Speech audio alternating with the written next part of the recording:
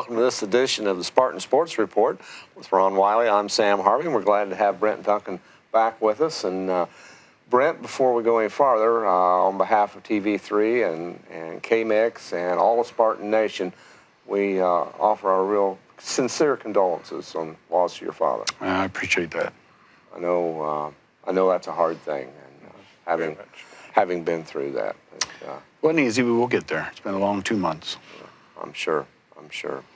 Well, we had a lot of sporting activity here in the last week. Had wrestlers and swimmers and girls basketball and boys basketball, and for the most part, pretty successful. Yeah, it was a good week last week overall, and wrestlers had, unfortunately, had a match on Wednesday and found out after we got there that almost all the Milan team had been quarantined before they got on the bus. So they actually only came with 5 wrestlers that day, which isn't good for them, but it's good for our kids. At least a few of our kids at least got some mat time. The swim team had to meet last week and did well, and they got to meet tomorrow night against Richmond at home and Centerville on Thursday. So we'll see where things shake out. And gymnastics previews coming up in about a week, and I'll be rolling full tilt again here again. Yeah. More so than we already. We had 7 games of basketball over the last 3 days, 2 days on Friday and Saturday. So I'll plug the swim team a little bit. I was up at Hagerstown, and my grandson Cooper was in the 500 freestyle. Had a little equipment problem and rolled over and fixed his goggles and fell behind, but came from behind on the last lap to win it. It was very exciting. Yeah. To tell him, get him better, Mom and Dad, get him better goggles. Grandpa, get him better goggles. I'm some new goggles. Yeah, get some goggles there, Grandpa. Yeah, but sure, you can get you a good pair that, Spitz or who's the big guy that. Well, Phelps guy, you probably get those. I get those. It might be illegal, but you can probably get them. Yeah, you talked about quarantine from Milan, the wrestling team. This is the second season, obviously. Is it getting any better handling the protocols with? Well, I think COVID? it depends on where you're at. I think it's just up to each district and schools, and we've been pretty good. And Dr. White's been really good with us, and school corporation. Treating the classroom, treating the sports fields just like a classroom. Letting people know that they've been exposed and monitor themselves. And so it's not as maddening as that first year? No, the first year is almost like if you had somebody get that, you're out. It didn't matter what happened. Right. For us, we got lucky with the boys team, but unfortunately with our girls and our swimmers and wrestlers made it through. And that's the odd one because they're as close as anybody. Right, yeah. But it's not for 15 minutes, so right. It's only 6, if that long. So.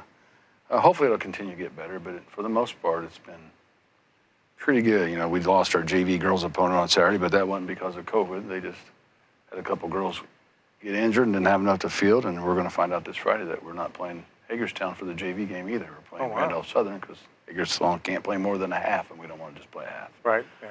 So we'll play Randolph Southern in the JV game for the girls, and we'll play Hagerstown in the varsity game. Yeah, so it's not really the opponents that you're battling injuries and the virus. Or numbers. Yeah, you think back last week, we had to cancel the freshman boys and girls because South Dearborn can't field a freshman boys or girls team. Oh, wow. So it's not unique to us. It's everywhere right now. And we've done that a couple times with substitute JV teams. Yeah. Yeah, and our girls even went last year to Union County and played against somebody on their night when they needed a JV team over there. So. That's okay. Try to do what you can to get them. Playing. Trying to get them a game if you can get them. Sometimes it works out. It depends on timing. So the other nice thing is fans back in the stands, and seems like the fans missed it because attendance had been pretty good the first 4 games. Yeah, it's been solid, and I was pleasantly surprised with Saturday because sometimes Saturday's not as big as the rest of the week, but it's just nice to see in faces that you haven't seen for a couple of years in the gym. And I see where they sit. It's kind of like going to church at the bowl. Everybody sits in the same area, so you kind of get used to where you're going to see people at, and just some of the elderly people that I've seen that I didn't get to see last year are just jumping for joy when you see them in their seats and excited about being back. And it's good for the kids. It's good for the fans. It's good for the community. And this team's good. This is good. We're doing all right now. Yeah, that is one game at a time. It's hard not to get too excited. We'll see where we go. Obviously, we've played 4 teams, and Delta's been the best of the bunch, but we're going to get a hand tested. Yeah, we sure will. We got Pendleton, and it's always hard to play at Pendleton on Saturday, and then, you get in about a week or 2 later, we're going to figure it out, because you're right. Won 2, 4, and 6 right now in 4As at that Hall of Fame Classic where we're going to be. So Right. We'll see where we hang, and Did you say 2, 4, and 6 in 4A? Wow, that's going to be a big test. So we're right in there at 5, Yeah. 3A. So That's right. we'll see where we fall. And coach tell you all that means nothing. No, it doesn't. It's just about getting better, and I think most of our coaches on all of our teams will tell you it's about the process to get to where you want to be at the end, and not where you're at right now. And you've heard a lot of things from through the years of how great everybody's going to be, and they don't pan out. And it's just a matter of all of our teams can buy into the system and stay with it and accept the roles without getting upset about it. Sure. Yeah. And it just takes one to upset the whole apple cart. That's true. And going along during the regular season and postseason, to have a great record, you got to have great play and great players, but you also have to have some breaks go your way, and Lady Luck be on your side as well. Well, I never turn that away. I mean, that's always part of it. You just know it could be an injury. It could be, you go back to game 1, James hurts his ankle. How long will he be out? I don't know. That's one of the kids coming off the bench. Does it make a change in the lineup? Sure it does. How does that affect the chemistry and the rotations and all those things? And, our girls basketball team has suffered because we've had one out for a little while because she's been hurt. And that changes your C team game, and they've lost games, and it's all that flux and flow. And then you have a couple of people get sick, and then it changes the whole mix again. So. Girls are coming along, though. Had that one in hand the other day, but unfortunate things happened, and had a key player out sick. But I thought girls are doing well. Yeah, I mean they're playing hard, they're intense, and some of the kids, and especially a couple of the younger ones, they're just aggressive after the rebound. It doesn't matter where it's at. I'm going to go get it because it's just mine. But you just got to have kids make shots. We had a chance at the end, and we had 3-point blank layups that we didn't stick in the bucket. They would have put us back up one, and then they had opportunity. Unfortunately, we had a turnover at the end of the game, and things just. But you can't always look at the end because there were a lot of things early in the game that we could have done a lot better when we were ahead and sustained that lead. And either we took too quick of a shot, we threw a bad pass, go down the list, and there's all kinds of things that lead up to that last 10 seconds. So that's exactly what Coach Harder said on the radio after. I promise I didn't listen to her, but it's true. But she said the one thing that will be remembered was the turnover at the end. But what about the missed free throw or the missed layup or the turnovers earlier in the game? And, it's all those. That's why you play the 32 minutes. But all those things lead up to where you're at the end. You go back, and if you want to go back to last year, could we beat Silver Creek? Probably. We made a lot of mistakes at the end of the first quarter. Missed a 3 at the end of the second quarter, 2 shot at half a second too late. Had a turnover late in the fourth quarter. All those things. Missed a layup in the second half that could have put us up, and all those things come back. Same in football. You got a couple plays here or there that can turn the tide, and we've seen that happen in the last couple of years. So everybody just remembers the end because it's magnified. The girls' team, this is Michelle's 3rd season, and it just seems like the development of her program is far past where I thought it would be at this stage. I mean, she's done a very good job. And like we've talked before, unfortunately for her, the first 2 years she didn't get a chance to work with them very much. So got hired after school started. The year after that, we were in COVID. We were much in the summertime, and so this is really our first year. So you think about all the people that's been in her system, and it's going to be those younger kids that will come through the whole program, and hopefully we'll get the numbers back up. Our middle school girls are starting practice today, so first for them, and we'll keep going. And she's done a good job. You can see it in the effort and the difference. That they're playing. You can hear the shoes squeaking on the court. Those are communicating with each other and seeing the floor. Well, as I told her, I said, this will sound bad, but it's not. I mean, I think now they have an idea of what needs to get done. Now it's just getting it executed to do it right. And then so many times in just not basketball and other sports, you see kids that don't have a clue of what needs to be done to win. And I think she's done a good job in that. And now it's just being able to execute the system and do the things she needs to get them done. And, I see a lot of lob passes to the block, which is great, but now it's either too flat or it's too high and it's out of bounds. We can't reach it because we can't jump that high. They threw it too high. So it's just all the little fine points that they got to get tuned in on. But it'll come along. Yeah, I mean, we're just one game under 500, and we're still plugging along. And 1-1 in the conference. And I had an easy opportunity to be 2-0, but we'll take 1-1, and we'll take our shot coming down to Lawrenceburg on Saturday night and see if we can get them back up to 2-1. 3 opportunities this week is tomorrow night, Tuesday night at Newcastle home with Hagerstown on Friday night, and Lawrenceburg on Saturday night. So we have Tigers 2 nights in a row. The Lawrenceburg Tigers on Saturday night, and the Hagerstown Tigers on. Guess you got the Bayou Tigers on Friday, and you got the Bengals on Saturday. I don't know. Something like that. We'll have a close to tiger in our tank, or a tiger by the tail. Could be or- Tony. I don't know. Eat some eat some frosted flakes. Programming note on that. This week's games. KMX will follow the girls all week long. We'll go to Lawrenceburg on Saturday night. The boys play at Pendleton on Saturday night, but it's a conference game, and when two teams, when boys and girls are both playing at the same time on the same night, if there are road games, we go with whichever school is playing, or whichever team is playing a conference opponent. Now, TV3 will be at Pendleton Heights to cover that. We're not sure if it will be live at the moment or if it will be. We'll figure that out when we get there, but we'll let everyone know. And I'll have updates. I'll have someone calling me with scores or texting me with scores. I'll text you. All right. So, anyway, had to take care of some housekeeping. Pay the bills. Yeah. Let's take a look now at scoring or scores from over the weekend and last week in the EIAC. Connersville now 4-0, ranked 5th in the state of Indiana in Class 3A. They defeated Rushville 64-36 and Shelbyville 65-37. They'll go on the road for the first time at Pendleton Heights, as we mentioned on Saturday. I have them down as 0-3, but I don't think they're 0-3. Yeah, they are. Are they? Okay. I thought they were 1-2. But anyway, I did that last night late. Greensburg, they're 2-0. They defeated Batesville 74-39. They're at Triton Central on Friday.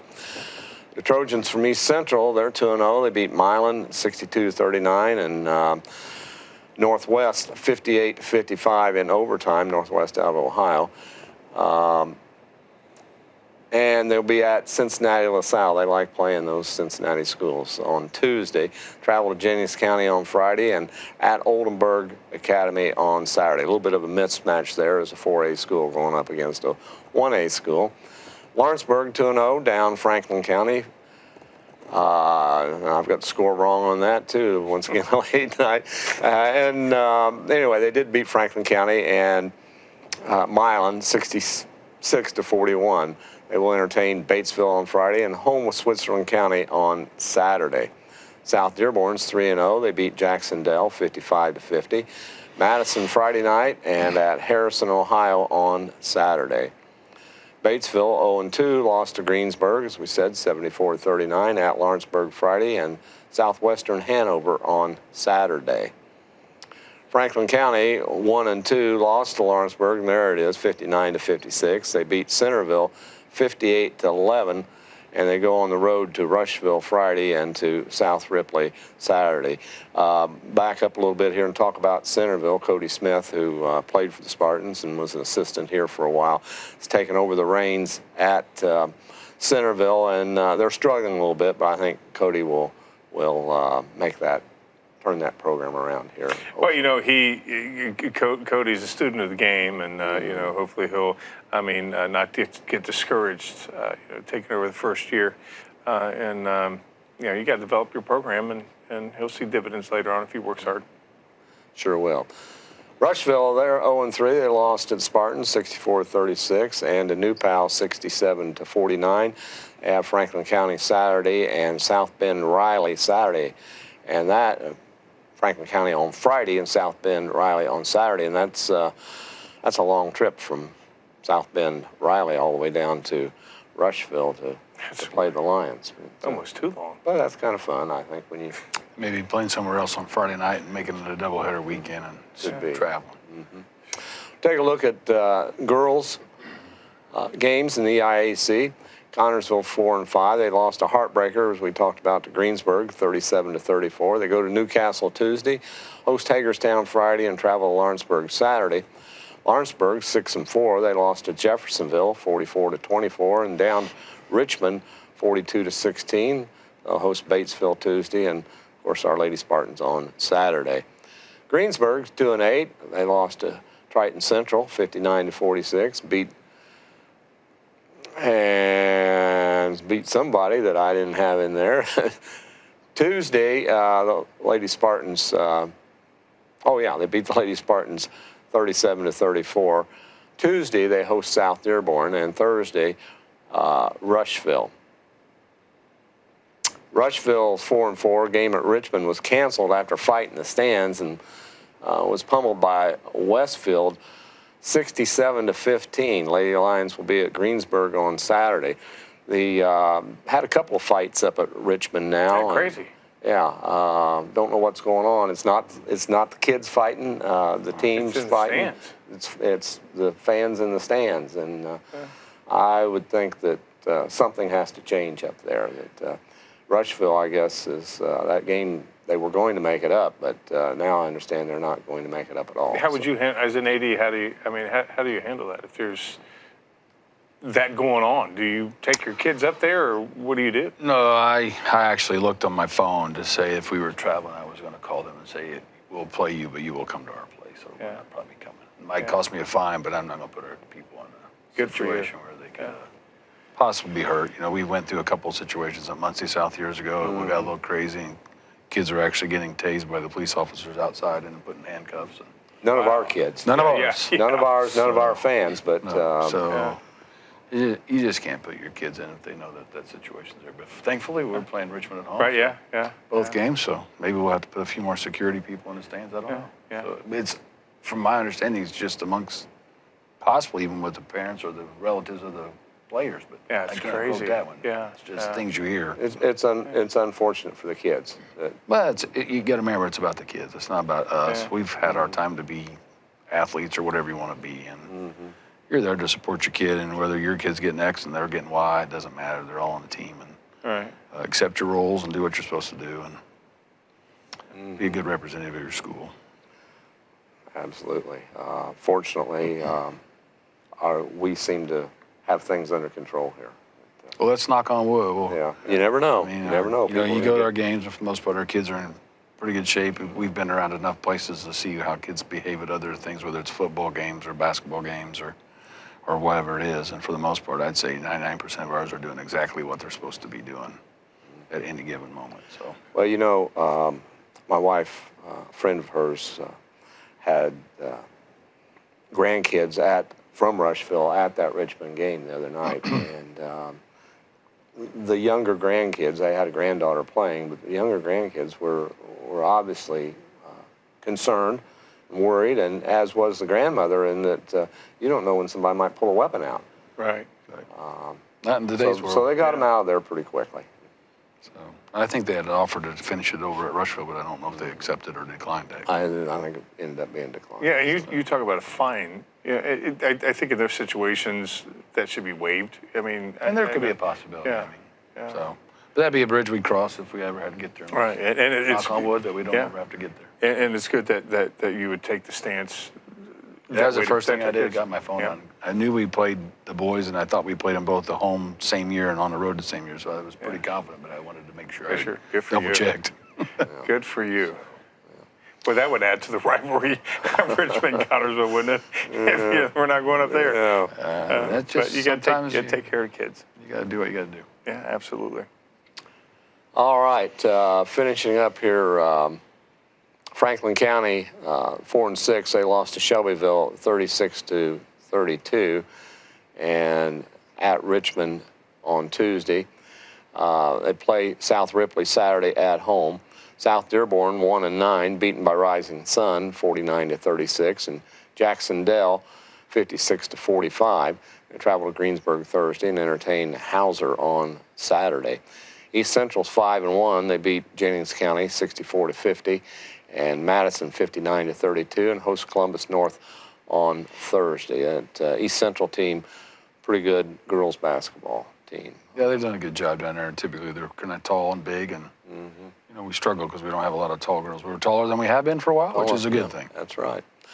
Wrestlers travel to South Dearborn Wednesday at 6 and go to Rushville Saturday at 9 a.m. On Tuesday, the swim teams host Richmond at 5:30 and Centerville at 5:30 on Thursday. with start time, well, as I said, 5:30 Saturday. They will compete in the East Central Relay starting at 11.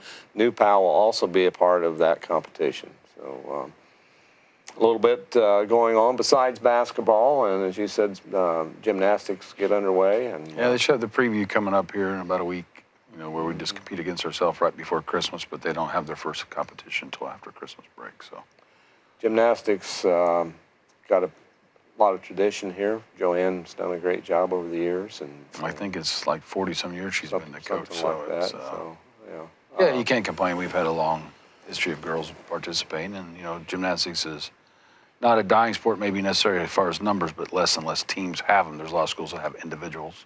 Franklin County has an individual that's going to follow along our schedule, and I know LaPel's got a couple of girls that follow along with people up there. So we have a lot of individuals around the area, but it's also a good pocket for teams. Newcastle, Richmond, us, New Pal, Shelbyville, Morristown. So there are a lot of teams. Jay County has a team. So there's a lot of teams in this area that here in the Fort Wayne area and up in the region, I've said it before, there's only 6 sectionals in the state of Indiana. So you tells you how few teams there are around. So nothing south of Columbus. So that's interesting, but it has kind of. And that could be regionals, but I think that's sectionals, but I have to go back and double check. You were very involved in that at one time with your Lived daughter. a long life of that, so it's a good sport. I mean, it's a lot of hard work, and I think sometimes parents and/or kids don't understand that you can't just take time off. The season's going to end in February or March, and if you don't come back till next November, you might as well be another 2 steps behind where you left, because your body changes, your strength doesn't stay the same. And I've lived that world. I told my wife I excited that Devin did it, but it also was life consuming and time consuming. So, but won't change it. Wouldn't change it. And a lot of fun for the spectators, though, too, I think. But if you see good gymnastics, there's a lot of good things that can happen, and there's a lot of good things that happen, and things that we've met and gone along the way, and been fortunate to be a part of as parents with my daughter, and met 3 Olympians and ate supper with a couple of them, and my daughter's pretty good friends with 2 of them, and you don't get to walk those circles always, and so we've had a lot of good things happen to us because of gymnastics. So that's great. It's good that we still have that opportunity, and girls that are interested here in Connersville. Yeah, we have a little smaller team we've had in the past. I think we got 9 or 10 girls. We've had 14 last year, but some of the older ones opted not to come back out this year. We got a couple young ones that are pretty good, and we're excited, and we'll see what they got when they get out there in their libtards and put on the first competition here right after Christmas. Years past, a lot of the girls on the gymnast team also be cheerleaders, and I don't know if we have any like that this year or not. No, we have 1 or 2, but not as many as we've had. A long time ago, girls swimming used to be in the fall, so all the gymnasts were the divers. And all the divers were the gymnasts. Sense. Well, now they're all wintertime, so you can't do both so you things. Can't do both, but it kind of goes hand in hand. You try. It's just too demanding on the kids to try to do swimming in the morning and the afternoon, and try to slip in a gymnastics practice. So it's a little tougher. Mm-hmm. Yeah, you talk about it seems natural to have a gymnast as a diver. However, when you're doing gymnastics, you land on your feet. Diving, you land on your head. So it's kind of a different form of flipping. Mm-hmm. I would hate to forget that. Forget where you are. Where I'm at. If you're landing in water. Yeah, exactly. If you're landing in water, it's different. But when you're the last couple of years, floor. we've had Chrissy Day now was Kristen Gilly when she was a student. And she was not a diver ever. She's a gymnast. Yeah. But she does a good job of. She's working on her PhD right now, so she didn't have time, but does a good job of core strength and how to open up and when to open up and how to spot and do all those things as a gymnast that you can teach them on the diving board. They make it look easy.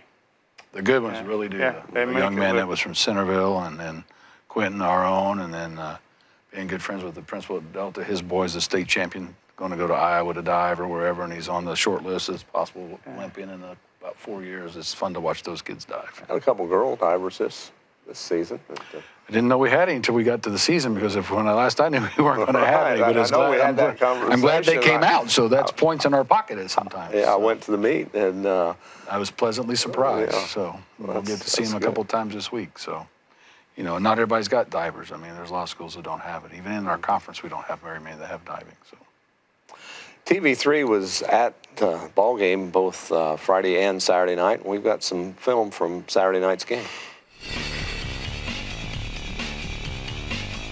Honey, you were there on the call. Yeah, I tell you, this team is an exciting, fun team to watch.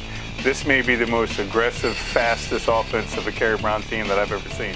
Well, we joke we got 50, 50, and 60 twice, so it's like 100, 100, 110, 110 is on the score. Yeah, right. Yeah, exactly. Yeah, it is. Yeah. But I actually generally think the kids truly like each other.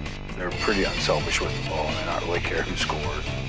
Well, you know, that right there, I mean, that's a textbook play. We've seen so many of those. I mean, Toby, the general on the floor, easy. I mean, Myers had, I think, 6, 8 points, all of them off the glass like that. Very easy. But it makes it a little harder to defend when you got anywhere from 4 to 5 guys that can easily put up double digits on you. So you don't know which one's going to be the hot one. They'll find the guy who has the weakest link on him defensively. And you got Lucas that hits a three-pointer and then has 3 slams on the night. That was a beautiful play right there. That was. I mean, the way he came back. Big year. He's had a good year of maturity from his sophomore year to his junior year. Very confidence much. and strength and his ability has gotten better. And same with Josh. Sometimes that year of growth makes a huge difference from being a sophomore to a junior, just age-wise. There goes the one-hander. Yeah, the tomahawk, that was great. Yeah, you mentioned Josh, and there's a replay of it. He scared us the other night going down, but popped back up, and a little later was back in the game, and there's a bullseye right there. Yeah, I tell you give him CJ must have time. got blood on his number. Yeah, all I could figure. He come out as 40 and left at 33. Yeah, I didn't know how that happened. Here's another one. Yeah. You know, in the defense, you know, we were talking, Caleb's kind of starting off slow offensively, but his defense has just, I mean, been incredible. And that was one of, I love that because he went in traffic on that. Yeah. Really, Look at the confidence right here. Look the way he just stands there like, I meant to do that. It was beautiful. really brings the crowd alive. But, Hated to see Gage miss that dunk right there, but James No, was right but there. it's good to see Gage go up and try to Oh, get you gotta love it, You yeah. love it to go in, but he's a little bit of traffic, and sometimes kids will shy away from that moment. He did a good job of trying to take it in. CJ's made some good passes, hit a couple threes, and James had to scare early in the year with getting his leg and twisted up, and he's been able to come back. And Braxton's still coming off his knee injury, and he's not 100% yet. yeah, just think what he's going to be when he is. Oh, yeah. I mean, he's playing pretty He's well. got some springs. I mean, Kids have been great in the stands. They've got their theme nights. Last week was Jersey night on Saturday, and they've had pajama night and red night, and I missed one. I'm in you there. know, I've noticed though that there's no big fat head of you up there. I don't need one. They Mine's do. big enough. They got Kerry, they had Trump, and a few other people. We need Duncan up there. right. Yeah, we got to get you I up there. just shoot darts at it. Is that what it is? You know, it's fun. Friday night, Rushville kids always come, and they're good, and then our kids, and it's just fun having them at opposite ends of the floor. I would say one of the best ones I saw was the year that the Rushville kids came in with the guys as the Secret Service, dressed as the presidents with their walkies and their watches and their heads and their sunglasses. That's Black awesome, and white yeah. suits. Yeah. So Yeah. Makes it. Yeah, Shelbyville didn't have that many kids there, but they did bring the fans. So that's good that we're filling that side of pretty good. And we like taking their money. Love it. Yeah. And walking away with a victory. And it is important that fans continue to come because revenues were way down last year. yeah, we know how to work it a little bit and get it what we need and try to give it everything the kids need. But it's always nice to have a little surplus in case an emergency comes up. So, but you got a chance to come and support them at Pendleton and get the girls home on Friday night and get out and see the Swimmers on Tuesday and Thursday. Everybody else is on the road if you want to travel down and South Dearborn and watch us wrestle. So, Sounds like a good plan. but Well, that's going to do it for this week's edition of Spartan Sports Report. Sure, and tune in next week. I'm glad that you could join us tonight. Good night, everyone.